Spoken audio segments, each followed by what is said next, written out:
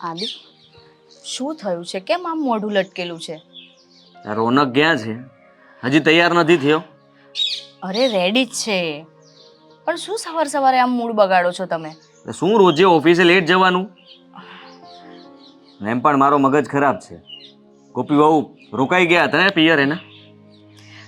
અરે હજુ તમે એ વાતને લઈને બેઠા છો? બસ એ હમણાં આવશે જ, આવવાની જ છે આજે. તને તો જાણે બધી ભવિષ્યવાણી ખબર પડી જાય એમ વાત કરે. શેની વાત ચાલે છે? થઈ ગયો તૈયાર તું? હા, હું તો રેડી જ છું. ચાલો. ચાલો શું? હા, ગોપી બહુ રોકાઈ કેમ ગયા? એ તો એ આવે એટલે એમને જ પૂછી લેજો. મારું તો એ માનતી જ નથી ભાઈ. મને કહે કે મમ્મીની તબિયત ખરાબ છે તો હું એક દિવસ વધારે રોકાઈ જાઉં. એ તો મને પણ રોકતી હતી, પણ હું ગુસ્સો કરીને આવી ગયો છું. પણ હમણાં ફોન આવ્યો તો એ આવતી જશે. એમને શું થાય છે સમજ નથી પડતી મને. તે ક્યારે શાંતિથી પૂછ્યું છે કે તને પ્રોબ્લેમ શું છે? ભાઈ, મેં એને ઘણી વખત સમજાવવાની કોશિશ કરી અને અત્યાર સુધી પ્રેમથી જ વાત કરતો હતો. એનો જ આ પરિણામ છે કે એ માનતી નથી. હવે મારી ઉપરવટ જઈને ત્યાં રોકાતી થઈ ગઈ છે. હું શું કરું બોલો? હવે ગુસ્સો કરું, ઝઘડા કરું? ના રોનકભાઈ, આપણે ગુસ્સો ને ઝઘડો નથી કરવું. એ આવે ને તો એની સાથે શાંત. આવી ગયા.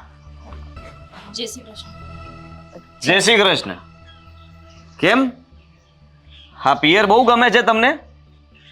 એટલે એમ જ કે તમે હાલતા ચાલતા તમારા પિયર જાઓ છો. જરાય વિચાર કરો છો? આ ઘરની જવાબદારી તમારી પણ કહેવાય.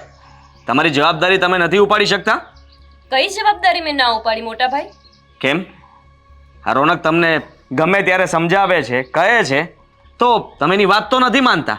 ને રહી વાત આ પિયર જાઓ છો તો ઘરના વડીલ તરીકે અમને લોકોને પૂછવાની તમારી ફરજ નથી આવતી? હું મોટા ભાઈ પૂછ્યા વગર નથી ગઈ. ભાભી સાથે વાત થઈ જ હતી. અને આમેય જેમ એ આ ઘરના વહુ છે એમ હું પણ આ ઘરની વહુ છું ને. અહીંયા કોઈ સાસુ તો નથી કે મારે એમને પૂછીને જવું પડે. એટલે જ પોતાની મનમાની ચલાવો છો તમે. કોઈ રોકવા ટોકવા વાળું નથી, કોઈ ખીજાવવા વાળું નથી. એટલે તમને મનમાં આવે છે એમ તમે કરો છો. તો સાંભળી લેજો, અમે આ ઘરના વડીલ છીએ અને મોટા પણ. તો મોટા તરીકે અમે તમને ખીજાઈ પણ શકીએ અને ના પણ પાડી શકીએ.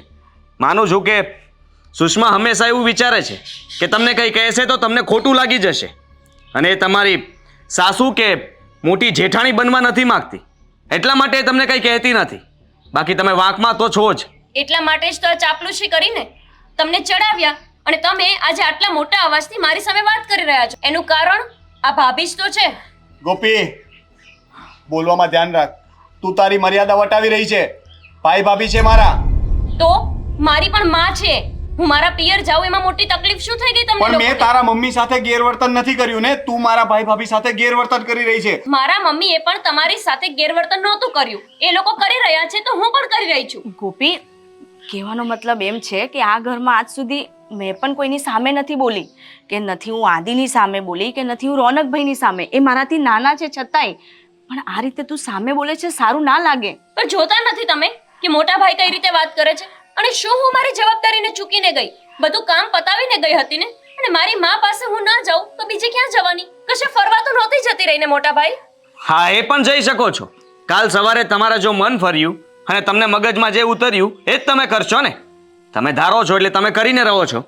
તમારા મમ્મીને ત્યાં આટલું બધું જવાની જરૂર શું છે? આટલા બધા બીમાર છે. હા, પથારીમાંથી ઊભા નથી થઈ શકતા. એટલા બીમાર હોત ને તો હું અત્યારે પાછી પણ ના આવી હોત. અને મારા મમ્મી મારા માટે મહત્વના છે. તમે બધા પછી. હા, તારા માટે તો બધું તારા મમ્મી જ છે. આ ઘર તો તારા માટે ફરવાનું સ્થળ છે ને. તને ખબર છે કાલે બપોર પછી ભાભીની તબિયત પણ ખરાબ હતી. બિચારા તાવમાં હતા તો પણ બધું કામ કરતા હતા. તું હોત તો એમને કેટલી મદદ થાત. પણ ના, તમારે તો પિયરમાં જઈને રહેવું છે. મમ્મીના પેટમાં ગડબડ હતી ને. એમને પણ પિયર જવાનું મન થાય છે, પણ એ કોઈ દિવસ કહેતી નથી. કારણ કે એ અમારું વિચારે છે કે આ ઘરમાં કોઈ રસોઈ બનાવવા વાળું નથી. આ બંને ભાઈઓનું શું થશે? અને એટલા માટે જ હંમેશા પિયર જવાનું ટાળે છે. હવે સમજાયું મને કે આ બધી ચડામણી ભાભીની છે. ના તમે જ ચડાવ્યા છે ને મોટા ભાઈ અને રોનકને કે હું પિયર નથી જતી, મારી દેરાણી પિયર જતી રહે છે, મને તાવ આવ્યો છે, મારે એકલીને કામ કરવું પડે છે. આ વહુ આવે ને એટલે બધા જ નાટક સૂજે. જેવી રીતે સાસુને સૂજે એવી જ રીતે અહીંયા જેઠાણી મને જેઠાણીપણું બતાવી રહી છે. એવું તમે માનો છો, અને તમે જે રીતે વાત કરી રહ્યા છો, બોલી રહ્યા છો, એ તદ્દન ખોટી છે. જરાક તો વિચાર કરો. તમારા મમ્મીની તબિયત ખરાબ થઈ એટલે તમે તમારા મમ્મીને મહત્વ આપો છો અને કહો છો કે મારા મમ્મીથી વિશેષ કોઈ નથી. આ ઘર તમારું છે, આ તમારો પતિ છે અને અમે તમારા પરિવારના સભ્યો છીએ. મેં તમને પહેલા પણ કીધું જ હતું મોટા ભાઈ લગ્ન સમયે કે મારા મમ્મી પાછળ કોઈ જ નથી મારા સિવાય. તો જ્યારે મારા મમ્મીને મારી જરૂર હશે હું ત્યાં જઈશ જ. આ તો ત્યારે અમને એ નથી ખબર ને કે તને અઠવાડિયામાં 3 દિવસ જરૂર પડશે. હા, તબિયત કોઈની ખરાબ થાય ને ત્યારે પૂછવા નથી આવતી કે હું તબિયત બગડવા આવું. તો લગ્ન પહેલા તમારે વિચારી લેવું હતું કે મારા મમ્મીની તબિયત હાલતા ચાલતા બગડશે તો શું થશે એમનું. લગ્ન જ નહોતા કરવા. નહોતા જ કરવા. મારી ભૂલ જ એ છે કે મેં તમારા ભાઈ સાથે લગ્ન કર્યા. મારે ખરેખર એવા કોઈ વ્યક્તિ સાથે લગ્ન કરવાની જરૂર હતી કે જે મારી માં સાથે ત્યાં રહી શકે. ઘર જમાઈ જોતો હતો તમારે. હા તો તમે ભૂલ કરી ગયા. અમે લોકો તમને સારી રીતે સાચવવા માંગીએ છીએ, આ ઘરમાં સારી રીતે રહેવા પણ દઈએ છીએ, છતાંય તમને અમારી કદર નથી અને તમે આવું બોલો છો. રોનક ક્યારેય તમારા ઘરે નહીં આવે, સમજ્યા તમે? શું કામ નહીં આવે? જો હું આ ઘરમાં રહી શકતી હોય તો એ મારા ઘરે કેમ ના રહી શકે? અને 100 વાતની એક વાત, મારા મમ્મીની તબિયત જ્યારે ખરાબ થશે ત્યારે હું તમને કોઈને પૂછવા પણ નહીં રહું અને અહીંયાથી ત્યાં જતી રહીશ. તો ત્યાં જ રહો, અહીંયા કંઈ કામ નથી તમારું. અરે આદિ, આ શું બોલો છો આ તમે? બરાબર જ બોલે છે ભાઈ. એને જો એટલી બધી ફિકર હોય તો લગ્ન જ ન કરાય અને તો પછી મમ્મીના ઘરે જ પડ્યું રહેવાય ને, મમ્મીની ગોદમાં બેસીને. અરે પણ હું એમ કહું છું, વાત એવી નાની છે, એનું તમે લોકો આટલું બધું મોટું શું બસ કામ? હવે ખોટા ડ્રામા કરવાની જરૂર નથી. આ જે ઝઘડા થઈ રહ્યા છે ને એ તમારા જ કારણે થઈ રહ્યા છે. તમે જ ચડાવ્યા હશે આ લોકોને. ગોપી તું અરે રોનકભાઈ, ભાભી એને સમજાવી તો આ રીતે વાત ન કરે. મને સમજાવવાની કોઈ જરૂર નથી. હવે તમારામાં સમજ આવે ને તો મને લેવા માટે ઘરે આવજો. હું જાઉં છું અત્યારે જ મારી મમ્મીના ઘરે. ગોપી મારી વાત સાંભળ. ગોપી, અરે રોકો ને એને કોઈ. જવા દો એને. પોતાની ભૂલ સમજાશે તો આવી જશે, નહીતર ભલે રહેતી એની મમ્મી પાસે. મારે એનું કંઈ કામ નથી. ચાલો ભાઈ, આપણે ઓફિસ નીકળીએ. અચ્છા,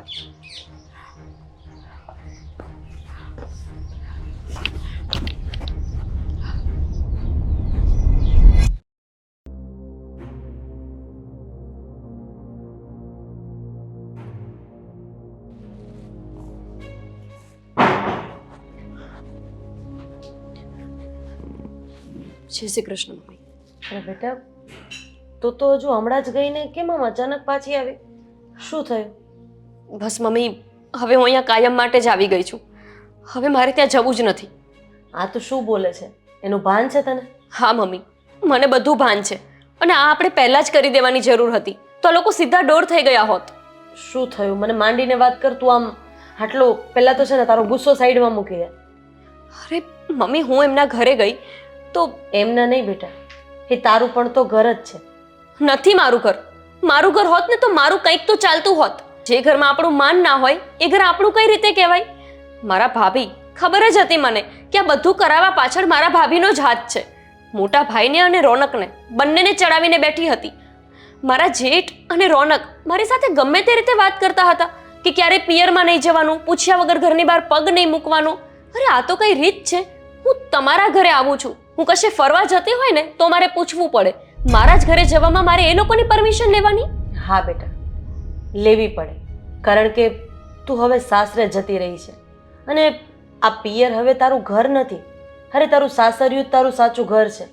અરે અહીંયા તો હું એક છું, પણ ત્યાં તમે જોઈન્ટ ફેમિલીમાં રહો છો. એટલે જ તમે અહીંયા એકલા છો મમ્મી.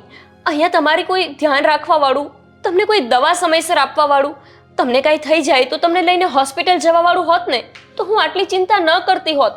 આ વાત કોઈને સમજાતી કેમ નથી? મમ્મી, તમે મારું કેટલું ધ્યાન રાખ્યું છે. પપ્પા મૂકીને ગયા ત્યારથી લઈને મને ભણાવી, મારી દરેક વસ્તુઓની સંભાળ લેવી, સારું ઘર શોધીને મને પરણાવી, આ બધું તમે કર્યું ને તો હવે મારી શું કોઈ જવાબદારી નથી? બેટા, એ જવાબદારી શું કામની? જે જવાબદારી પોતાની દીકરીનું ઘર ભાંગે. અને મને તો એટલી ખબર પડે છે કે તારા સાસરિયાવાળાએ કદાચ તને 2 શબ્દ સંભળાવી દીધા તો એ તારા પોતાના છે અને પોતાના જ આપણને સાચો રસ્તો બતાવે. વાત રહી આ અઠવાડિયામાં 3 દિવસ તું અહીંયા રહે છે અને 4 દિવસ ત્યાં, તો બેટા એ તો કોઈને ના પોસાય. અને વાત રહી તારી જેઠાણી, તો હવે એ ઘરમાં તારા સાસુ નથી તો તારા સાસુનું સ્થાન તો તારા જેઠાણીનું જ છે ને મમ્મી, અને મને ખબર છે કે એ તને એની દીકરીની જેમ રાખે છે, પણ તું આમ મહિનામાં અહીંયા 20 દિવસ રહીશ ને 10 દિવસ ત્યાં રહીશ તો એ કોઈને નહીં પોસાય. અને મારા હિસાબે તારું ઘર ભાંગવાની કોઈ જરૂર નથી. મેં તને કીધું ને કે હું મારું કરી લઈશ તો મારાથી મારું થઈ જશે. મને ખબર છે મમ્મી તમારો સ્વભાવ. તમે એકલા એકલા પીડાશો પણ કોઈ પાસે મદદ નહીં માંગો. તમે પહેલેથી જ સ્વમાની છો. ક્યારે કોઈ પાસે હાથ લંબાવો, ક્યારે કોઈને મદદ માટે કહેવું, એ તમારામાં આવતું જ નથી. પણ એનો અર્થ એ નથી કે તમારા મનની વાત તમારી દીકરી હોવા છતાંય હું ના જાણું. એનો અર્થ એ પણ નથી ને કે એક માં થઈને હું મારી દીકરીનું ઘર ભાંગું. આની કરતા તો ભગવાન મને ઉપર બોલાવી લેશે ને, એ મને બસ પોસાશે. મમ્મી, આ તમે શું બોલો છો? તમારા માટે થઈને હું બધા સાથે લડી લઉં છું અને તમે મારાથી દૂર થવાની વાત કરો છો. આવું હું ક્યારેય નહીં થવા દઉં. કારણ કે જળની મૂળ હું છું ને બેટા. હું અહીંયા છું ત્યાં સુધી તું તારા સાસરે જપીને રહી નહીં શકે, મને ખબર છે. અરે તું આખા દિવસમાં મને 10 ફોન કરે છે અને કદાચ ફોન ન ઉપાડું તો પણ તું અહીં આવી જાય છે, અને ફોન ઉપાડીને કદાચ હું મારી તબિયત વિશે તને 2 વાત કહું ને તો પણ તું અહીં આવી જાય છે. હવે મારે કરવું તો શું કરવું એ જરાક મને જણાવીશ? હા મમ્મી, હું કહું ને તમને કે તમારે શું કરવું. તમે પહેલા મને એવું કહો કે જ્યારે હું કોલેજ કરતી, હું ભણતી, હું ટ્યુશન જતી, ત્યારે તમે મને શું કામ 10 ફોન કરતા? બેટા તું ક્યાં પહોંચી? કેમ આટલું મોડું થયું? તે ખાધું? તારું હોમવર્ક થયું કે નહીં? ક્લાસમાં તું કેમ છેલ્લા નંબર પર આવી? મારા સર મને ખીજાયા હોય તો દોડીને ત્યાં પૂછવા કેમ આવતા કે તારા સર તને શું કામ ખીજાયા? મારા સર સાથે તમે શું કામ ને ફાઇટ કરતા? આ બધું તમે કર્યું ને, તો પછી હું કેમ ના કરી શકું? જેમ તમે માં છો, તમારું મન મમતાથી ભર્યું છે, એમ હું પણ તમારી દીકરી છું. મારું મન પણ લાગણીથી ભર્યું છે. અને આ વસ્તુ એ લોકોને સમજવી હોય તો સમજે, ના સમજવું હોય ને તો મને ડિવોર્સ આપી દે.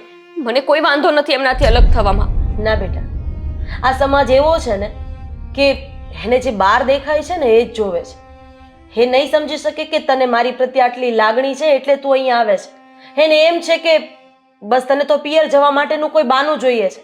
અને બેટા તું એવું ઈચ્છે છે કે તારા પિયર આવવાના કારણે તારું ઘર ભાંગે, એટલે કે તારા ઘર ભાંગવા પાછળ જવાબદાર આ આખો સમાજ તારી માને ગણાવે? કાલ સવારે 15 માણસ મારી સામે આંગળી ચીંધશે, તને ગમશે કે ના? તારું ઘર તારી માના કારણે ભાંગ્યું છે. અને હા, આવા સમાજમાં એક નહીં, એક ઘર છોડીને એક છે. તું સોસાયટીમાંથી નીકળીશ ને તો તને 15 નહીં પણ 30 જણા મેણું મારશે કે તારા પપ્પા ગયા એની સાથે સાથે તારા મમ્મી જતા રહ્યા હોત ને તો આજે તારું ઘર જીવતું હોત. બેટા 2 હાથ જોડીને તને વિનંતી કરું છું કે મારા હિસાબે તું તારું ઘર ન ભાંગ. અને બહુ એવું લાગશે ને તો હું અહીંયા એક કામવાળી રાખી લઈશ. અરે બહુ એવું લાગશે ને તો એક બાઈ રાખી લઈશ કે જે મારું ધ્યાન રાખે, મને દવા આપે, મને જમાડે, જે કરવું પડે ને એ કરીશ. પણ આજે એક મા એક દીકરીને હાથ જોડે છે કે મારા કારણે તારું ઘર ભાંગશે ને, મને નહીં ચાલે બેટા. સમાજની વાત કરો છો મમ્મી? આ સમાજ કે જેને પપ્પા ગયા પછી આપણને 1 રૂપિયાની મદદ નથી કરી, આ સમાજ કે જેમાં તમે નોકરી કરવા જતા મારું પાલન પોષણ કરવા માટે, છતાંય આ લોકો તમને ખરાબ શબ્દો કહેતા, તમારા ચારિત્ર્ય પર આંગળી ઉઠાવતા, આ સમાજની વાત કરો છો? અને બાઈ રાખી લેવાનું કહો છો? મારા માટે કેમ બાઈ ન રાખી લીધી મમ્મી? નોકરીએ જતા તો ત્યાં મને સાથે લઈ જતા, જે જગ્યાએ જતા ત્યાં મારી આંગળી પકડીને મને સાથે લઈ જતા હતા. અને હવે તમારા કામ માટે હું તમારી પાસે બાઈ રખાવડું? આવું ક્યારેય નહીં બને મમ્મી. હું પણ તમારી દીકરી છું અને હું મારી જીદ પર અડગ છું. એ લોકોને મારી વાત માનવી જ પડશે. એમને કાં તો મને જ્યારે હું ઈચ્છું ત્યારે મને અહીંયા આવવા દેવી પડશે, અથવા તો મારા ઘરવાળાને અહીંનો જમાઈ બનવું પડશે. હા તો શું બોલે છે એનું ભાન છે? અરે સાંભળ તો ખરી ગોપી, કઈ રીતે સમજાવું આ છોકરીને?